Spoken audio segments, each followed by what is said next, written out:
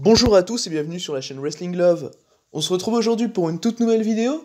Alors, dans cette nouvelle vidéo, on va parler Sendai, on va parler de leur dernier show, qui était un des plus gros shows de l'année d'ailleurs de Sendai, et même c'est probablement leur plus gros show de l'année, hein, finalement, quand tu prends la carte en considération, ça a été clairement présenté comme tel. C'était le show Sendai Girls Big Show in Sendai 2021, donc un show qui s'est déroulé le 28 novembre, et qui m'a hypé beaucoup, à titre personnel, surtout de par son main event, donc Shiro Hashimoto contre Takumi Iroha pour le titre Sendai World. Il y avait également d'autres matchs, hein, sur la carte évidemment qui me disaient bien, notamment l'opener, donc le Yurika Oka contre Kanon pour le championnat Sendai Junior. On avait également Mika Iwata contre Andras Miyagi, même s'il résulte de ce qui n'a pas été le meilleur des bookings, hein, c'est-à-dire le booking de la division tag de Sendai, dans lequel on a pu avoir récemment 2 changements de titre, et dont l'un justement avec Mika Iwata et Manami, qui ont perdu leur titre contre Andras Miyagi et Hibiki, donc c'est ce qui nous donne le Iwata contre Miyagi.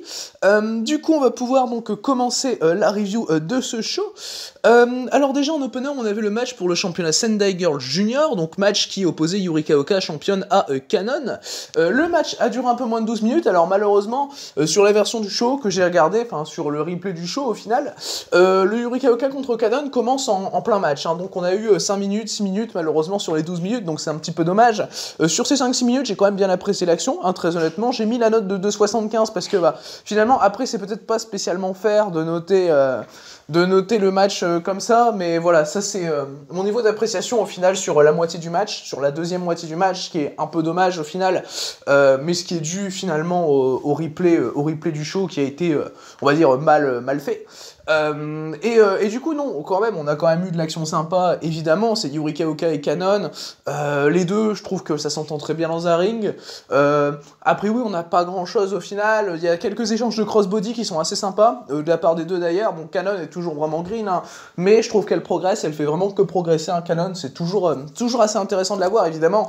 Il y a des fois où elle fait pas mal d'erreurs, hein. On a pu voir notamment lors du match contre Shiozora, qui avait été diffusé sur YouTube assez récemment, où à un moment il y a un gros botch sur un springboard, mais au final Kanon se débrouille vraiment bien pour son âge, pour son expérience. Yurika Oka de même, hein. Yurika Oka, c'est une fille que j'aime beaucoup voir catcher, mais bon voilà, ça c'était voilà, c'est dommage parce que finalement c'était un des matchs qui m'a hypé le plus du show, et bon, au-delà du fait qu'ils soient en opener, ce que je trouve plutôt normal au vu de l'expérience des catcheuses au final, finalement je suis assez triste de pas avoir pu profiter du match dans son intégralité. Mais du coup voilà, pour ce que j'ai vu, j'ai mis 2,75. Après ma note est pas du tout représentative au final, en sachant que tout le match n'a pas été diffusé sur le replay, ce qui encore une fois, je le répète, assez dommage. Et du coup c'est Yurika Oka qui a remporté ce match et conservé son championnat Sendai Junior, ce que j'ai trouvé plutôt logique, hein, personnellement. Je sais pas si quelque chose a été annoncé par Sendai pour le titre junior, mais personnellement j'aimerais beaucoup voir Riko Kaiju challenger Yurika Oka, Riko Kaiju qui est de Seedling et qui fait depuis quand même quelques mois maintenant des piges chez Sendai, sachant que de plus en plus de filles de Seedling font de piges chez Sendai. Il y a Asuka notamment sur la carte de ce show, on y viendra un peu plus tard. Mais du coup oui, j'aimerais beaucoup voir à titre personnel un Yurika Oka, Riko Kaiju pour le titre junior. Du coup voilà, donc par rapport à ce match de titre junior, on va pouvoir désormais passer au deuxième match de la carte. Alors le deuxième match de la carte, c'était un 2-on-1 handicap match, donc 2-on-1 handicap match avec du coup d'un côté Yu et de l'autre côté nous avions Sakura Hirota et Aiger. Le match a duré un peu moins de 5 minutes, il a été remporté par Yu. Alors pour expliquer un petit peu pourquoi Sakura, Hirota et Aiger font équipe, en fait Hirota et Aiger, elles ont été dans une espèce de mini feud où elles se sont notamment affrontées un contre un, où enfin voilà, c'était très comédique évidemment, on reste dans le personnage de Sakura Hirota, et au final Aiger a un personnage qui se prête également à toute cette comédie au final, et qui rend le truc un peu plus grotesque, et en soi me dérange pas trop, à part dans le 1 contre 1. Dans ce 2 contre 1, personnellement, ça m'a pas trop dérangé. J'ai quand même bien aimé le 2 contre 1 pour ce qu'il était. Après, on reste sur un match de Sakura Hirota, donc ça vole forcément pas haut. Y a pas... Enfin, dans une perspective pardon, de storytelling, il n'y a pas grand chose à chercher non plus. J'ai mis 2,75 personnellement au match, ce qui est beau pour Sakura Hirota en 5 minutes. C'est pas une note que je peux lui mettre d'habitude au-dessus de la moyenne, quoi. Enfin, je veux dire, c'est une note qui me paraît assez basse à titre personnel, hein. Mais au final, au-dessus de la moyenne pour Sakura Hirota, c'est quand même assez rare. Donc voilà. Yu a bien joué son rôle, j'ai trouvé, dans ses réactions, dans son acting, dans l'étonnement un peu qu'elle a pu exprimer face à des personnages aussi prononcés que Aiger et Sakura Hirota. Bon, évidemment, Sakura Hirota va un petit peu abuser sur les olives, hein, c'est dans l'habitude. Aiger, de son côté, j'aime bien tout ce qui entoure un petit peu son personnage, donc personnellement, ça va déjà mieux. Et il y a quelques moments qui sont assez sympas, comme Sakura Hirota qui se met à s'engueuler avec l'arbitre en plein milieu du match. Enfin, personnellement, j'ai trouvé ça assez drôle, et du coup, c'est Yu qui sépare Sakura Hirota et l'arbitre pour les empêcher de venir aux mains. Enfin, personnellement, ça m'a fait plutôt marrer. Ensuite, à un moment, t'as Sakura Hirota qui va se mettre à chanter dans le ring, je ne sais pas pourquoi, pendant que Aiger se faisait dominer par Yu, donc ça aussi ça m'a fait un peu rire. Après oui, comme j'ai dit, le match vole pas spécialement haut, au final Yu remporte le match, il y a quelques spots assez bien avec Yu, des lariats, à un moment elle fait une cannonball sur et Hirota et Aiger en même temps, j'ai trouvé ça très bien à titre personnel. Après oui, bon, comme j'ai dit, le match vole pas vraiment haut. Hirota et Aiger ont quand même bien réussi à s'allier, mais en face, oui, c'est Yu, c'était logique que ce soit elle qui remporte le match. Mais voilà, c'est comme j'ai dit, oui, c'est pas un match spécialement à retenir outre mesure, mais ça a fait son taf à mes yeux pour sa place dans la carte au final, et par rapport finalement à mes attentes, ça a quand même été un peu mieux, quoi, parce que bon, je vous avoue que oui, bah, de toute façon, comme vous savez, Sakura Hirota, j'ai beaucoup de balles d'habitude, hein. Et même là, en soi, je peux pas dire que j'ai complètement adhéré au match, hein. J'ai mis 2,75. En général, si j'adhère vraiment à un match, mais bon, voilà. En général, je mets plutôt 3,25 ou 3 à la limite. Du coup, victoire de Yu, plutôt logique, donc, pour ce deuxième match de la carte. Du coup, on va donc pouvoir désormais passer au troisième match du show. Le troisième match du show, c'était le match donc, dans lequel il y avait Asuka. J'en ai parlé un peu plus tôt dans la carte. C'était un 6-woman tag team match avec Ami Miura, Ayame Sasamura et Manami qui affrontaient Asuka, Hiroyo Matsumoto et Saki Akai. Le match a duré un peu plus de 10 minutes. Il a été remporté par Asuka, Hiroyo Matsumoto et Saki Akai. Personnellement, le match, je l'ai trouvé bien sympa. Je lui ai mis la note de 3,25. Les échanges entre Saki Akai et Manami était très cool, j'ai trouvé. Saki Akai qui a été assez impactante, j'ai trouvé, dans ce qu'elle a pu faire. Elle a notamment un moment, un big boot qui est assez impactant durant le match. Il y a également quelques échanges qui sont vraiment très bien entre Hiroyo Matsumoto et je crois que c'était contre Ami Miura, où tu as des échanges de chop qui sont vraiment très très bien, où Ami Miura va vraiment pas se laisser faire.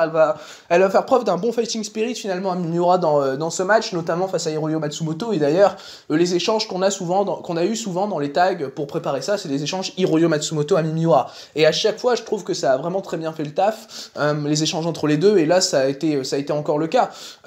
Évidemment, Asuka va faire un très bon taf. On va pas la voir des masses non plus dans le match, mais le peu qu'on va la voir, c'est toujours, comme je dis souvent, Asuka, c'est une fille qui est extrêmement captivante dès lors qu'elle est dans un ring, donc il n'y a pas finalement besoin de la voir énormément pour adhérer à la proposition. Donc au final, non, oui, Asuka fait une très bonne perf pour le peu qu'on l'a vu. J'ai bien aimé les échanges qu'elle a pu avoir avec Ayame Sasamura, sachant que les deux filles font partie du même clan chez Seedling, donc Las Fresas Egoistas. Personnellement, déjà, ça m'intéressait de voir des échanges potentiels entre Asuka et Ayame Sasamura. Donc voilà, non, le match a été assez bien construit. La victoire de Asuka, Matsumoto et Saki Akai est assez logique. Personnellement, j'aime bien l'association d'ailleurs entre Asuka et Saki Akai. Elles avaient récemment pu faire équipe chez Sendai dans le show du 23 novembre, qui était un show où un tournoi junior avait commencé d'ailleurs, dans lequel il y a un très bon, je crois que c'est Yurika Oka contre Madeline. Et du coup oui, non, j'aime bien cette association à titre personnel, et oui, du coup match assez bien booké, donc voilà, 3,25 pour ma part. Du coup on va désormais pouvoir passer au quatrième match du show. Alors le quatrième match du show, c'était un 1 contre 1 qui opposait Mika Iwata à Andras Miyagi. Le match a duré environ 11 minutes, il a été remporté assez logiquement par Mika Iwata. Mika Iwata qui prend donc au final avec ce match une espèce de revanche, sachant que comme j'ai dit en début de vidéo, Andras Miyagi et Ibiki avaient pris les titres tag à Iwata et Manami, ce que j'avais trouvé un peu dérangeant à titre personnel, vu que Iwata avait pris les titres pour sortir d'une losing streak. Le match en lui-même, du coup, le Iwata-Miyagi, personnellement, j'ai trouvé très bon, c'est mon deuxième match préféré du show. Je lui ai mis la note de 3,5, alors on a vraiment des très bons échanges entre les deux, où t'as une Miyagi qui va vouloir être quand même assez dominante, et Mika Iwata va vraiment la calmer à un moment avec des kicks et tout. Enfin, les kicks de Mika Iwata sont très impactants dans le match. Il y a notamment un moment, elle veut mettre un high kick à Miyagi. T'as Miyagi qui passe en dessous du kick. Et du coup, derrière, Iwata reprend avec un spinning high kick. Et celui-là, je l'ai vraiment trouvé magnifique. Et du coup, qui claque bien dans la tête de Miyagi, qui scelle très bien d'ailleurs le high kick en question. Et ça, j'ai trouvé ça très bien, mais oui, la majorité de l'offense de Mika Iwata, finalement, est basée sur ses kicks, qui sont assez impactants, donc à titre personnel, ça me plaît. Andras Miyagi, en face, a très bien joué son rôle. T'avais quand même dans le match une histoire autour en mode oui, Iwata veut vraiment prendre sa revanche, parce qu'au final, tous les efforts qu'elle a fait pour briser cette losing streak ont été un peu réduits à néant par Andras Miyagi justement. Donc au final, oui, j'ai trouvé ça pas mal logique d'avoir ce contenu-là pour le match. Donc à titre personnel, non, oui, je l'ai trouvé très bien fait. Et non, l'histoire est plaisante, le match en lui-même, niveau performance, il n'y a rien à dire. Non, oui, c'était vraiment très bon. Donc pour ma part, c'est 3,5, un 3,5 qui est mérité, hein, voilà. Et d'ailleurs, Mika Iwata, j'aimerais bien la voir être construite dans les shows à venir, pourquoi pas challenger pour le Sendai World.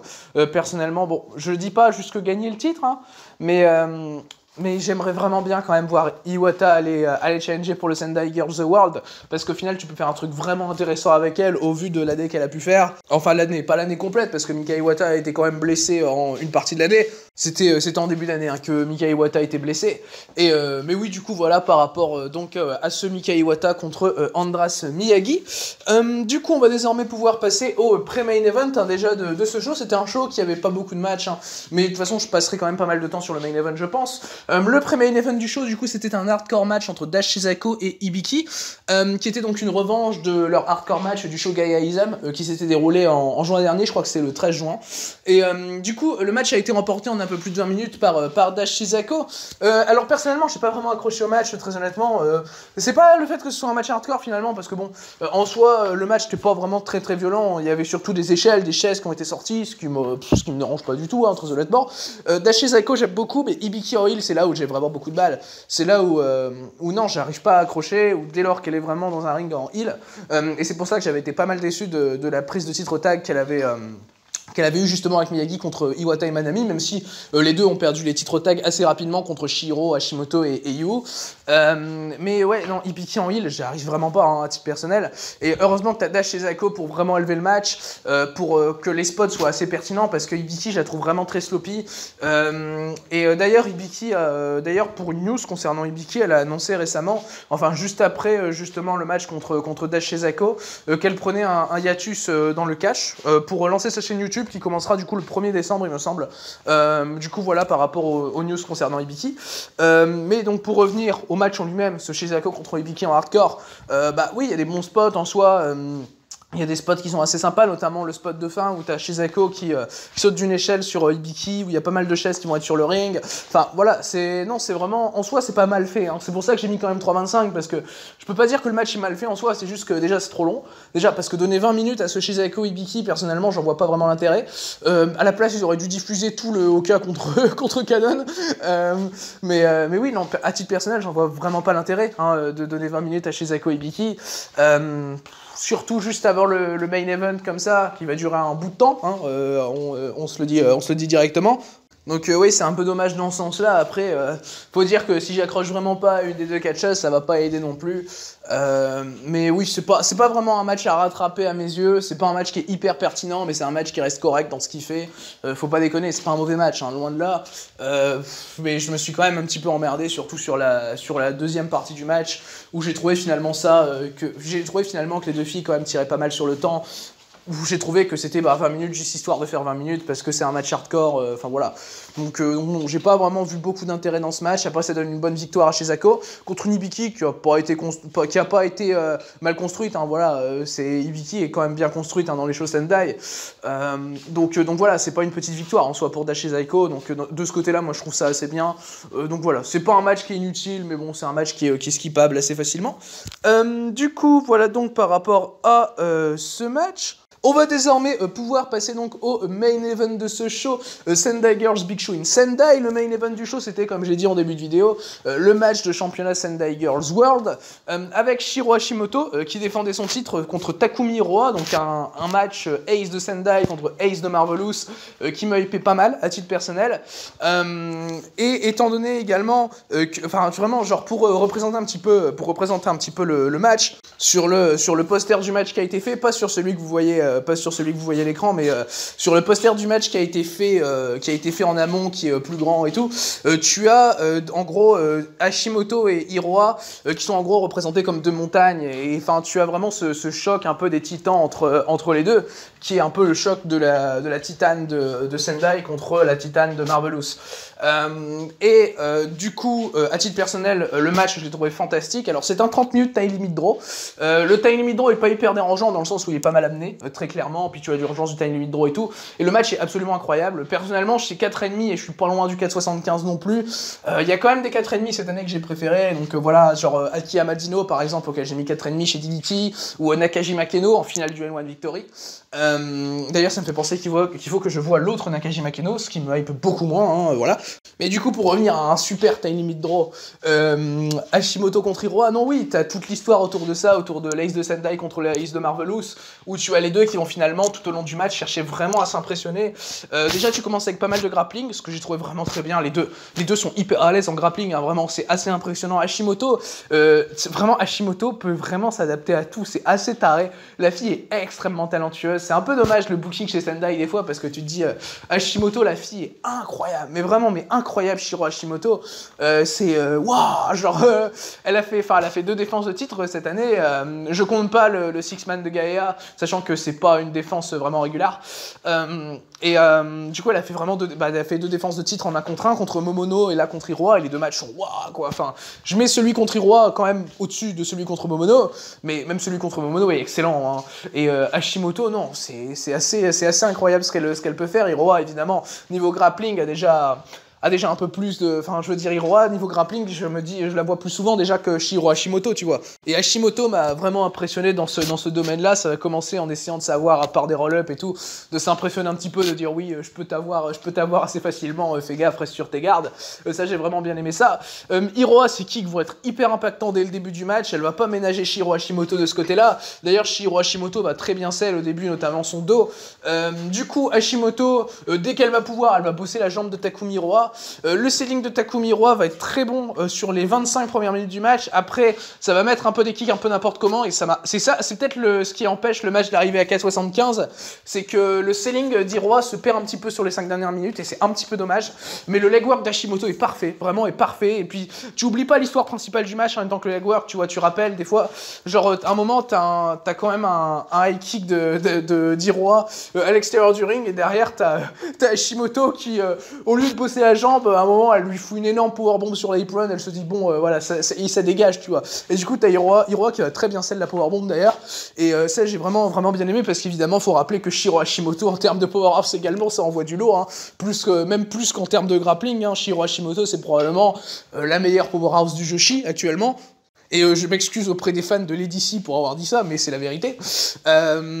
À un moment, tu as Hiroa qui veut partir pour son finish, donc pour sa powerbomb depuis le coin, et tu as Hashimoto qui va réussir à contrer parce que pas encore assez usé, et du coup t'as Hiroa qui va lui mettre un énorme kick dans la nuque, et le kick va bien claquer. D'ailleurs, j'ai eu un peu peur pour la nuque d'Hashimoto, mais ça c'est un spot que j'ai vraiment trouvé super, dans le sens où Hiroa montre à Hashimoto que même si elle peut pas encore faire son finish, elle peut vraiment l'endommager. D'ailleurs, Hashimoto va rester quand même pas mal au sol après le high kick, et va bien se tenir la nuque. Enfin, j'ai trouvé ça vraiment bien. Mais de son côté, oui, Hashimoto va pas vraiment arrêter le legwork. Par exemple, à un moment, elle a un contre où elle part sur une espèce d'ankle lock entre les cordes sur Hiroa, avant de revenir après pour faire une lariat. J'ai trouvé ça vraiment super à titre personnel. Et après ça, enfin les kicks d'Hiroa, après ça, quand Hiroa va faire ses kicks, au final, elle va toujours vraiment se tenir la jambe. À un moment, elle va même tomber et tout. Ça, j'ai vraiment trouvé ça super, parce que tu sens que la fille fait vraiment des kicks, mais elle se sacrifie un peu, elle sacrifie sa jambe pour les faire. Et il y a des moments même où elle arrête, où elle se dit bon, je fais des coups d'avant-bras, tu vois, parce que finalement la jambe droite est beaucoup trop endommagée. Personnellement, ce qui m'aurait quand même un peu c'est qu'elle les fasse avec la jambe gauche, à titre personnel, parce que c'est toujours un détail de selling que j'adore. C'est genre, tu te fais bosser un membre, que ce soit la jambe gauche, la jambe droite, le bras droit, le bras gauche, et du coup, tu continues le match en utilisant ton autre, l'autre extrémité. Et ça, je trouve ça c'est un détail de selling que j'adore personnellement. Après, ça c'est moi, c'est pas forcément obligatoire de le faire, c'est vraiment quelque chose que moi j'adore à titre personnel. Et dès qu'on le voit, je le remarque tout de suite et ça me fait tilter. Et c'est d'ailleurs un de mes points d'adoration d'El Lindaman contre Hikaru Sato chez All Japan cette année. Mais ce n'est pas le sujet. Et du coup, oui, tu arrives au time limit draw comme ça, finalement, où tu vas quand même très bien ressentir l'urgence du time limit draw. Les filles vont essayer de faire le plus de tombées possible vers la fin, vont essayer de s'enchaîner quand même pas mal de grosses prises. Tu vas avoir une énorme German. T'as un échange de German qui est fou entre les deux. Et à un moment, t'as une énorme German de Takumi et t'as Hashimoto qui se dégage à 1, je crois. Personnellement, ça j'ai vraiment bien aimé parce qu'il est vraiment. En fait, comme vous savez, les kick out 1, quand il y en a en général, je déteste ça. Mais dans l'histoire du match, dans son écriture, dans sa narration, personnellement, j'ai trouvé ça super intelligent de faire ça. Mais vraiment, genre, c'est les rares cas où j'adore un kick out 1, c'est qu'il y a vraiment quelque chose derrière. Et c'est vraiment. Quand on arrive à me faire aimer un kick-out 1, moi je le dis tout le temps, quand on arrive à me faire aimer un kick-out 1, c'est que le match est vraiment fantastique, c'est une preuve que le match, il en envoie. Vraiment, c'est une preuve que le match, il en envoie. Et du coup, Hashimoto et Takumi ont réussi à faire ça. Et après, oui, le match se finit sur le tie limit draw, après des tombées, enfin voilà, un peu à l'arrache finalement, surtout de la part de Takumi, qui va à un moment tenter 3 fois la même tombée, où Hashimoto va se dégager à 2, puis à 1, enfin voilà, non, c'était un match qui était fantastique, vraiment. Je suis ressorti du match, j'ai applaudi parce que les filles ont fait un taf absolument fantastique, ont bien raconté leur histoire, l'ont jamais lâché. Comme j'ai dit, ouais, le petit problème du match, et encore, j'ai mis 4,5 au match, et c'est mon match préféré du mois, hein, pour vous dire. Même si, bon, dans ce mois-ci, je n'ai pas encore vu le Dio Grand Prix. Et quand je vais faire mon gros rattrapage du Dio Grand Prix, ça va peut-être tomber, parce qu'il y a quand même des matchs, il y a quand même des affiches dans le Dio Grand Prix, mais oui, non, le match est fantastique, ouais, je me suis levé, j'ai applaudi, parce que, waouh, quoi. Je sors du match, j'étais bluffé, quoi. Les filles ont produit un des meilleurs matchs de Joshi cette année.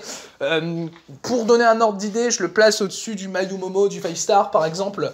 Je le place au-dessus du Julia Tam Nakano de All Star Dream Cinderella. J'ai mis la même note, donc c'est pour vous donner un peu un ordre d'idée dans mon classement Joshi, on va dire, de l'année.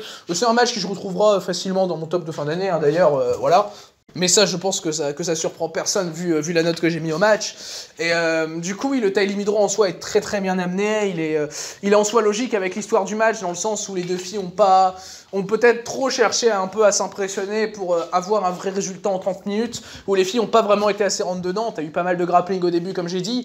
Donc finalement, elles pourront se servir de ça dans un éventuel rematch pour cette fois-ci avoir un vrai résultat, que ce soit une victoire d'Hashimoto ou de Takumi Hiroa. Sachant qu'à titre personnel, ce match-là, je le voyais quand même être remporté par Takumi Hiroa, sachant que Shiro Hashimoto a récemment pris le titre tag avec Yu, donc dans le main event du show du 23 novembre, que j'ai pas reviewé par manque de temps, mais qui était assez sympa. Donc oui, voilà pour ce match. Donc tie limit draw. Futur du titre Sendai, je ne sais pas. Moi personnellement, j'aimerais beaucoup Mika Iwata, Yu peut-être également, pour aller challenger Hashimoto, sachant que Yu est sa partenaire par équipe, ça pourrait être vraiment un grand match. Mais à terme, j'aimerais voir un autre Hashimoto Hiroa, peu importe le résultat dans tous les cas, mais pour voir une vraie évolution, et là ça peut être vraiment encore mieux, j'en suis sûr. Mais non, oui, de toute façon, t'as une limite draw, donc dans le résultat, tu te dis quand même que tu vas avoir un autre match entre les deux filles, et pas dans 2 ans, quoi. Donc non, oui, en cas de rematch entre les deux, énorme hype en tout cas. Et oui, grand match, donc dans ce main event de Big Show in Sendai, 4,5, pas loin du 4,75 comme j'ai dit. Si on est un peu plus généreux que moi, je pense qu'on peut aller à 5, mais bon, je pense que non, tu vois. Tu vois, genre pour moi, c'est pas un 5 étoiles, hein, très clairement. Le match est grand, hein, le match est fantastique. Hein. Mais pour moi, c'est pas un 5 étoiles, parce qu'il faut pas déconner. Il y a des notes pour tout. Et je suis pas du genre à lâcher le 5, déjà que pour moi je lâche un 4,5, il faut déjà que le match soit incroyable. Mais du coup, voilà donc par rapport à ce match qui a donc conclu ce show Sendai Girls Big Show in Sendai. Du coup, par rapport au show dans l'ensemble, personnellement j'ai trouvé que c'était un show assez sympa de la part de Sendai. Alors bon, hormis l'opener qu'on n'a pas pu voir dans son intégralité malgré le fait qu'il me hypait, bien qu'il me hypait, franchement le show est vachement satisfaisant. Même un match de Sakura Hirota, je l'ai pas détesté, pourtant il était quand même même bien comédique. Énorme conseil sur le main event, vraiment c'est un des matchs que je peux le plus conseiller de l'année, chez Sendai en tout cas ça l'est, et dans le Joshi même, et voilà, et même partout hein, finalement. Du coup non oui, main event à voir absolument. Ensuite Iwata Miyagi, je pense que c'est quand même peut-être à voir, et puis le Six Man avec le Six Woman avec Asuka, Matsumoto, Ami Miura, je pense que c'est également un petit match bien sympa à regarder. Du coup, c'est ce qui conclut donc cette review de Sendai Girls The Big Show in Sendai 2021. Merci à vous donc d'avoir écouté cette vidéo, j'espère qu'elle vous aura plu, et du coup d'ici les prochaines vidéos, je vous dis à la prochaine.